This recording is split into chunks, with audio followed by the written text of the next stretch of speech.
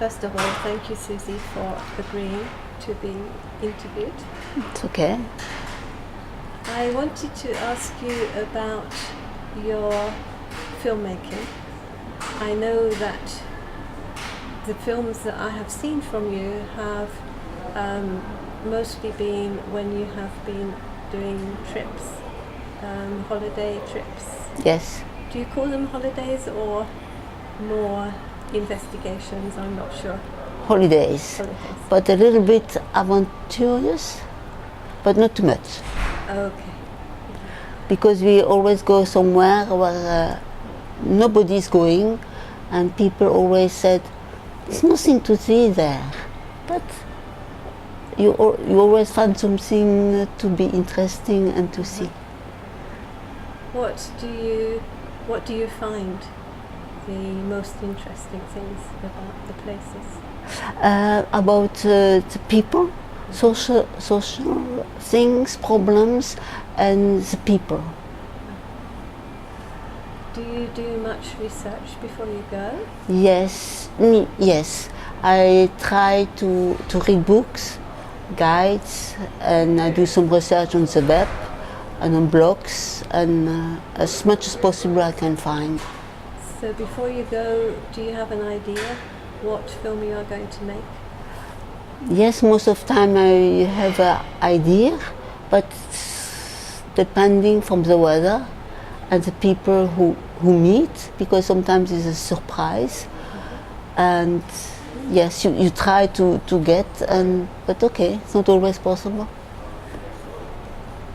I've noticed your films have a special flavour. They are often about society more than buildings or nature.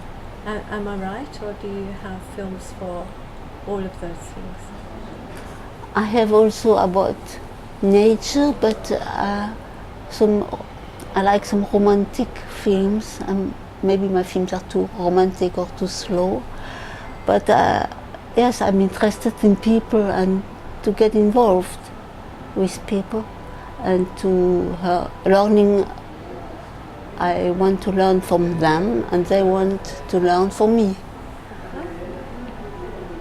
Do you think your films that are about people, do you think that they are impartial, or do you like to have a point of view that you want to show the audience? I took always my personal view, and I had sometimes some judges who said it's not good, but it's my opinion, and I am an amateur, and then I take my opinion, what I think.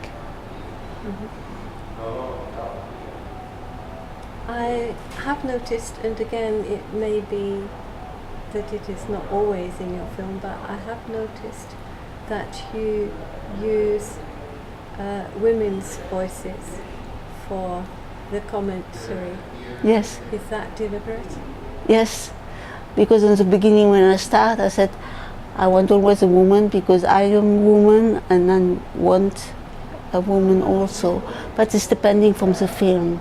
If it's like the meerkats, the suricate I have done, I find the lady speaking is a friend of mine living near Paris, and she's a singer, and so she has a beautiful voice, and she speaks slowly, and it's very, for me it's very convenient. Okay.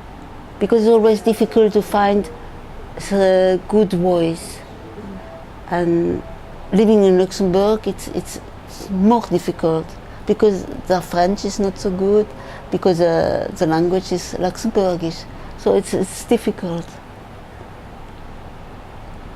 So do you like to use a woman's voice because it is your words that they are speaking?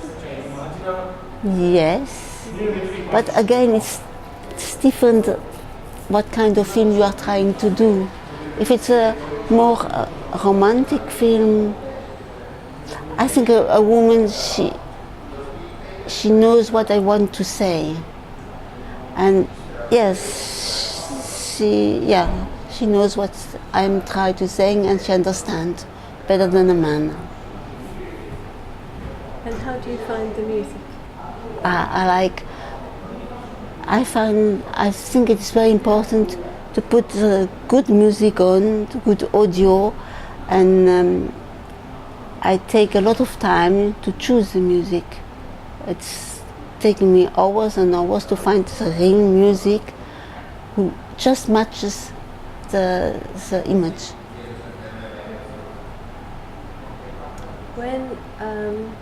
When you get to the place where you're going to make the film, do you know how long it will take you to make it? No, it's depending. Can be 5 hours, can be more, can be less. I never know. Last time it was 5 o'clock in the morning till 9 o'clock, but I was more on the body, on the ground to film than I was upstairs. So it was very difficult and tiring.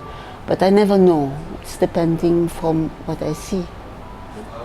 But if I have to stay longer, I stay longer, and doesn't matter.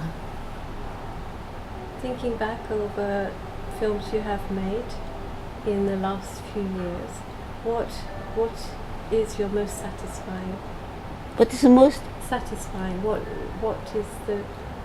film has pleased you, or films, and what pleases you about your films when you're finished them? It's for me it's a special souvenir, and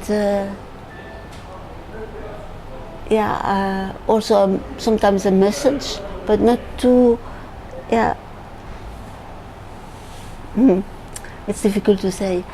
Yes, I like to make films in a way that people are also happy. I'm happy to show them, and I hope they are happy too, with a little message.